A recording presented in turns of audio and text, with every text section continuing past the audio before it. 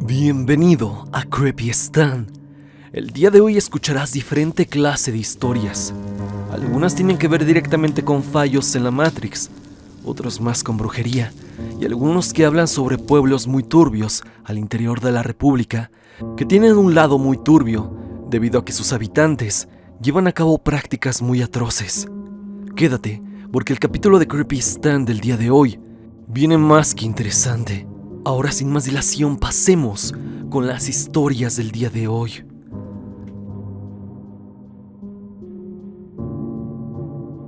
Lania Quesada nos cuenta: Hola Stan, soy fan del contenido y he visto iceberg de diferentes lugares. Me gustaría que hicieras una segunda parte del iceberg de Oaxaca.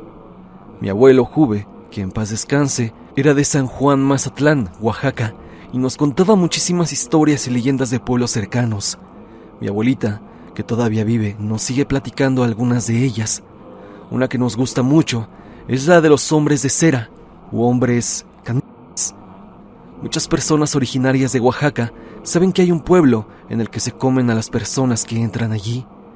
Cerca de donde vive mi abuela, una vecina que es de Oaxaca, también ha mencionado ese pueblo, solo que no nos ha querido decir el nombre del lugar.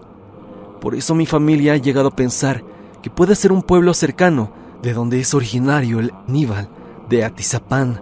Resulta que mi abuelo contaba que el origen del pueblo, que se localiza en una montaña hacia la sierra, es que en un inicio, en la cima de esta montaña, se estrelló un avión de una familia adinerada. Todos fallecieron a excepción de una niña muy pequeña. Ella era rubia, de ojos azules. Según esto, una perra o coyote se la llevó, creyendo que era uno de sus cachorros. Le dio de tomar la leche con la que amamantaba a sus cachorros, y con el tiempo la niña creció y comía carne cruda junto a la manada de perros o coyotes, según la leyenda. Dicen que corría como perro y que andaba obviamente sin ninguna prenda encima, y se habla que fue por esta que se fundó ese pueblo. Cuando este pueblo se consolida mucho tiempo después, el tío y un primo de mi abuelo, que se dedicaban a la siembra, fueron de pueblo en pueblo a vender cosecha, que era chile ají o conocido como chile sopa, y por casualidad llegaron a ese poblado. Dicen que esas personas eran rubias y que hablaban el mismo idioma indígena que ellos. Les compraron casi todo su chile, dejándoles solamente 2 costales. Cabe recalcar que ellos traían 2 caballos con los que se transportaban, uno para cada quien. Los pobladores les recomendaron que no fueran al siguiente pueblo y que se quedaran a dormir allí. Resulta que ambos pueblos eran vecinos y ambos comían carne humana. Pues ese día les dejaron una casa de palma para que durmieran, pero les pusieron candado. Eran las 11 o 12 de la noche cuando a uno de ellos le dieron ganas de ir al baño. Es entonces que se dieron cuenta de que todos estaban rodeando la casa, mientras que otros pobladores estaban prendiendo una fogata al lado de la casa. A ellos les extrañó que hicieran eso en la noche, y los familiares del abuelo se preguntaron qué estaban cocinando en la noche. Y es que la fogata era tan grande como si fueran a cocinar a un cerdo. Entonces se dan cuenta de que querían comérselos a ellos, que por el día dormían pero por la noche hacían sus actividades. Así que idearon un plan y escaparon por arriba de la casa. Habían dejado a un caballo atrás de la casa y otro enfrente de ella. Solo se llevaron al de atrás, junto con el dinero que habían juntado por la venta, y huyeron, dejando sus 2 costales de chile. Cuando los pobladores se dan cuenta de que no estaban, comenzaron a perseguirlos con 2 perros grandes. Es así que llegaron a su pueblo, San Juan Mazatlán, sanos, pero completamente aterrados. Cuando mi abuelo nos contó esto, pensamos que era una leyenda, algo que se contaba por el boca a boca. Pero tiempo después, cuando estudiamos en una escuela de música de Ecatepec, una señora de nombre Rosalba le contó a mi abuela que cuando era joven y era estudiante de la licenciatura en literatura, ella y unos compañeros querían escribir acerca de ese pueblo. Se organizaron y rentaron una camioneta y entraron por Puebla rumbo a Oaxaca, por Salina Cruz. Resulta que les faltaban 3 pueblos antes de llegar a ese lugar, cuando una señora les advirtió que no fueran por allí, porque si entraban se los iban a comer y no saldrían con vida. Así tal cual lo mencionó la señora, que ahí donde iban los llamaban los hombres de cera, por lo blanco que estaban. Así que no llegaron a ese pueblo y se volvieron a desviar. Stan, espero esta historia pueda servirte. Te envía saludos tu seguidora, Lan Quesada. Buenas noches, Stan. Muchas gracias por compartir hace 1 año y medio mi anécdota acerca de duendes, en el que te había explicado el cómo fue que estos seres jugaban conmigo, del cómo fue lidiar con aquellos recuerdos que me habían dejado pensativo, además de los dones que una persona puede llegar a adquirir en algún punto de su vida. En fin, esta anécdota tiene solo una cosa en común con lo que te estaré por contar.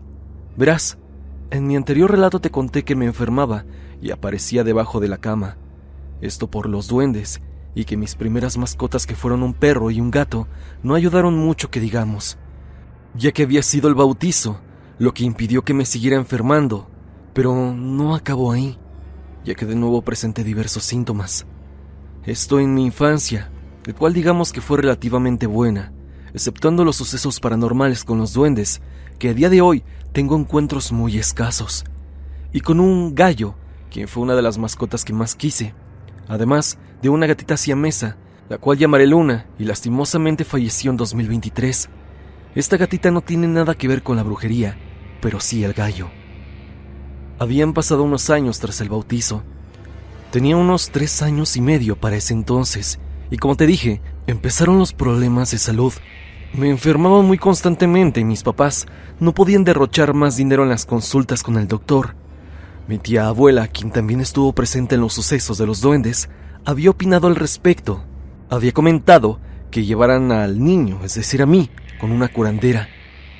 Mi mamá le hizo caso y me llevaron, pero antes de asistir, esta señora, la hechicera, nos había pedido con anterioridad ciertos elementos, entre ellos un gallo blanco.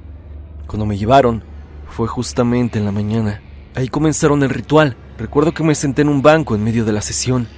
Alrededor olía demasiado a hierbas y lociones, los cuales de vez en cuando llego a percibir en algunos lugares donde hay gente muy creyente de estas cosas. Mi mamá se encontraba presente, al igual que mi tía abuela. Había muchos rezos y cantos, y había tardado algo de tiempo por lo que recuerdo, hasta que en cierto punto el gallo, a quien pensaba yo que sería sacrificado, me lo entregaron en brazos. No dejes que el gallo se escape, fue lo que me dijo esa mujer. Sujeté al gallo lo más fuerte posible, aunque eso sí, me picaba y arañaba, pero conforme pasaban los minutos, este dejó de hacerlo y se tranquilizó. Había pasado cerca de 1 hora o más para que terminase el ritual. Aquel gallo sería no una mascota, sino un compañero de vida, el cual me acompañaría toda su vida, por lo cual este se dejaría querer, porque era parte de mi vida, literalmente, compartíamos la misma alma, y es que el ritual tenía como fin eso, que nosotros tuviéramos o compartiéramos el alma. Aún así, teniendo el gallo, los problemas de salud no quedarían ahí, pues mis enfermedades seguían, aunque el gallo también las sufría. Una de tantas fue la siguiente. Mi gallo se quedaría en el patio de mi tía abuela, ya que es demasiado amplio y podía convivir libremente con sus guajolotes. Una noche había llovido y por alguna extraña razón se me durmieron las piernas. No podía sentirlas, al menos ahí, porque en la entrepierna sentía mucho dolor, por lo que mi mamá esperó a que amaneciera y buscó al gallo para que lo curase. Y es que efectivamente el gallo se encontraba echado a medio patio con las patas dormidas y llorando. No sé cómo había pasado eso, pero una vez que el gallo se curó, yo también lo hice. Fueron varias veces en las que yo me enfermaba y el gallo sentía mis dolencias, pero podía remediarse, al menos por parte mía, porque dependía mi salud de un animal, aunque no por mucho. El gallo vivió muchos años. Recuerdo incluso que me vio casi por terminar de estudiar la primaria, y digo casi porque una mañana él amaneció sin vida. Mi tía abuela lo había encontrado a lo más profundo de su patio, pero entonces, ¿qué pasó conmigo después de eso? Evidentemente, a mí no me pasó nada trágico, ni tampoco sentí nada en mi cuerpo, como si algo se me hubiera perdido o muerto, no. Al menos superar la pérdida de mi gallo. Esa fue de mis mejores mascotas que tuve, aunque nunca lo vi como tal, ya que sabía que una parte de mí lo tenía él. Por cierto, siempre que iba a verlo, este corría a verme y se dejaba cargar por mí. Incluso cuando empezaba a envejecer se puso amarillo y yo lo seguía cuidando. Siendo niño, esto se quedó ahí, como algo extraño, pero hace unos años recordé a mi gallo, a lo que le pregunté a mi mamá sobre el propósito del ritual que había hecho sobre mí y el gallo, a lo que ella me había contado esta anécdota, también recordando los momentos que pasé con el animal, pero porque no me pasó nada cuando falleció el gallo. Esto según ella, porque ya era grande y ya no me enfermaba como antes. Es decir, que gracias al gallo, el cual sufría conmigo todos los males, pude salir adelante y recuperarme. Y sobre todo, ya no era tan sensible a todos los males que me afectaban, que si bien eran de salud, también en parte eran provocados por energía negativa. Nunca supe si alguien en la familia me estaba haciendo daño, pero es lo que yo supongo, o al menos algo así estaba pasando. Alguien me quería hacer daño. He analizado esta parte de mi vida. Al menos mi infancia, como ya comenté, fue medianamente buena, si quitamos los sucesos paranormales, pero después del fallecimiento de mi gallo, no he presentado síntomas de enfermedades como las que había tenido en mi infancia y mi niñez. Lo más parecido es la miopía, de cierto grado que tengo. Tuve varios sucesos en los que sentía la ausencia de mi gallo, ya que me comenzaba a sentir demasiado solo y aislado. Y hasta ahora he tenido terapia psicológica, que he expresado lo mal que me ha ido después de la adolescencia. Esto por un duelo después de perder una pareja, ya que falleció. Lo paranormal no ha pasado a más de ver duendes ocasionalmente, o este suceso que te conté. Agradezco que me leas y espero lo compartas con la audiencia. Tal vez no sea una experiencia terrorífica o traumante, pero es algo que en lo personal se me hace de verdad extraño, y sobre todo marcó mi infancia. Pero lo más impactante, sin duda, es que gracias a ese ritual y también al gallo, estoy vivo y puedo estar aquí contándote esto, ya que muchos creen que definitivamente no hubiera sobrevivido si es que no hubieran intervenido con el ritual.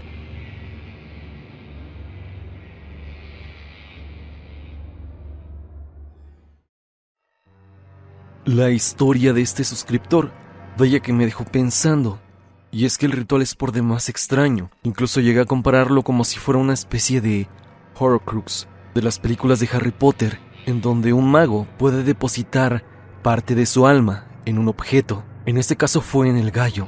Eso fue extraño, y al parecer este mismo le impidió que le siguieran haciendo daño, o al menos el mal se lo repartían entre los dos.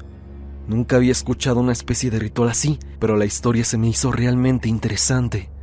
Dime tú qué piensas acerca de ella en los comentarios.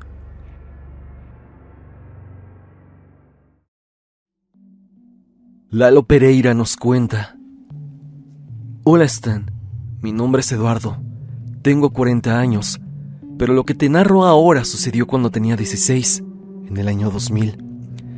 Vivo en un municipio de Veracruz. En aquellos años los jóvenes disfrutábamos los weekends de MTV, por lo cual ese domingo decidí no salir de paseo con mis padres y quedarme solo en casa para ver todo sobre mi banda favorita, The Cure. Ya en la noche, exactamente a las 8 p.m, me dio hambre y decidí salir de la casa a comprar algo para la cena, porque mis papás no habían llegado, y al salir vi mi calle iluminada como siempre, pero con algo muy particular.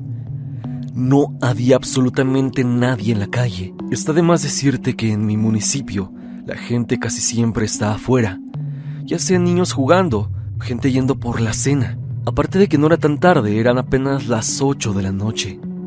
Extrañado, decidí caminar para buscar la cena y vi que en las casas de mis vecinos parecía no haber gente, ni siquiera el clásico resplandor de las televisiones en las salas, ningún vehículo en la calle.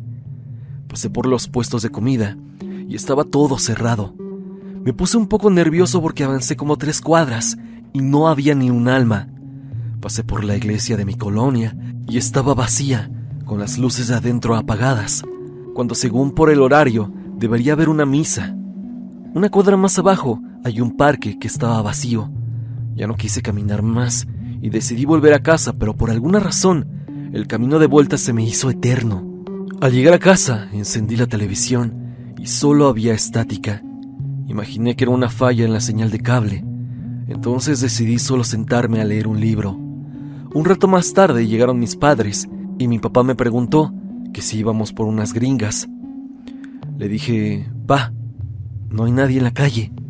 Pero él insistió y salimos por la cena. Y aquí es cuando me llevé una enorme sorpresa. Y es que al salir de la casa, vi que en la calle estaban mis vecinos oyendo música. Pasamos por la iglesia y estaban dando misa. El parque estaba lleno de gente, entre chicos patinando, gente X comiendo un helado. Había un payaso y show infantil. Ya sabes, las cosas clásicas de los parques. Y llegamos al área de comida y todos los locales estaban abiertos, llenos de clientes.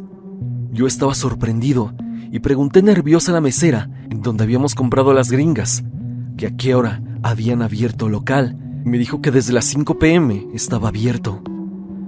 Me quedé callado, pensativo, y es que nada tenía lógica. Regresamos a casa y vi la hora. Eran las 8:20 p.m.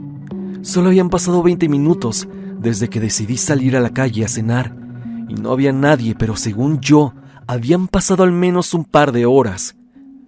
Jamás entendí qué pasó. Si fue un fallo en la realidad, por un momento pude salir de la Matrix quizá, o fue una de tantas experiencias paranormales, sea lo que sea que haya sido. Esto definitivamente no fue un sueño.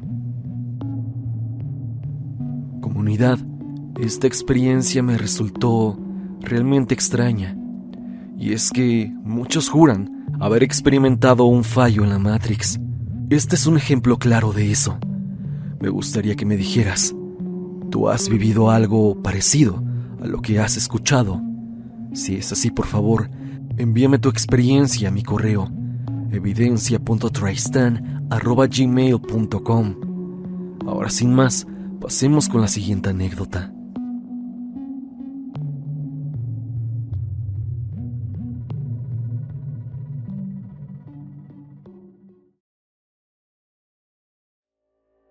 Juan Díaz nos cuenta: Hola Stan, te quiero contar esta historia que es un tanto larga y le pasó a un familiar, específicamente a mi abuelo. Cuando mi abuelo era joven, por eso de los años 60, resulta que en una de sus idas a la cantina, exactamente un 26 de octubre, el cantinero le sacó la plática a mi abuelo y de casualidad le preguntó por qué no estaba en su casa preparando su ofrenda para el Día de Muertos, o Hanal Pichán, como decimos en Yucatán, y mi abuelo dijo que no le importaba nada de eso y tenía más problemas en mente, como de dónde sacaría dinero, ya que lo necesitaba urgentemente. Entonces el cantinero le platicó sobre un ritual que se puede hacer el Día de Muertos para invocar al diablo y pedirle fortuna. Mi abuelo no lo pensó dos veces y le dijo que tanto tenía que tener, y le explicó de todo.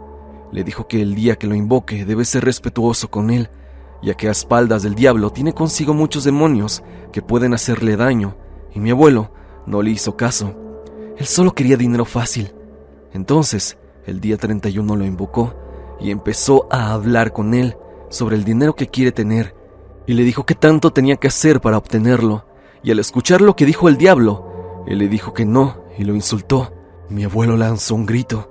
Fue entonces que una tía que estaba cerca llegó a donde estaba mi abuelo, y ella gritó histéricamente al ver cómo demonios y un desconocido con traje oscuro estaban frente a mi abuelo. Cuando llegó mi abuela y mi bisabuelo a la parte de atrás de la casa, solo vieron a mi abuelo tirado en el piso, totalmente inconsciente, y alrededor del patio había ceniza dispersada por todos lados.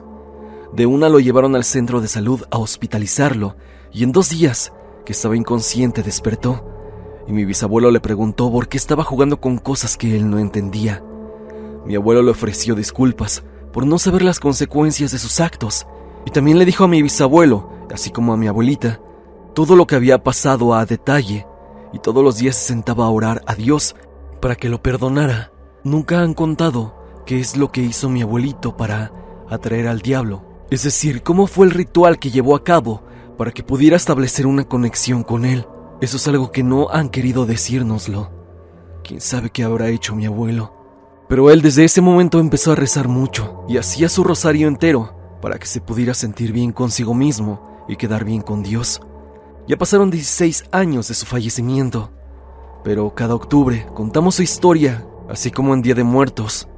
Él falleció un 24 de octubre, 2 días antes de su aniversario, cuando casi hacía un pacto con el demonio. Lo que sí puedo decir es que a partir de esta experiencia, la familia se volvió muy católica. Y fue lo relativamente bueno que salió de esto. Mando un saludo a la comunidad y a ti, Stan.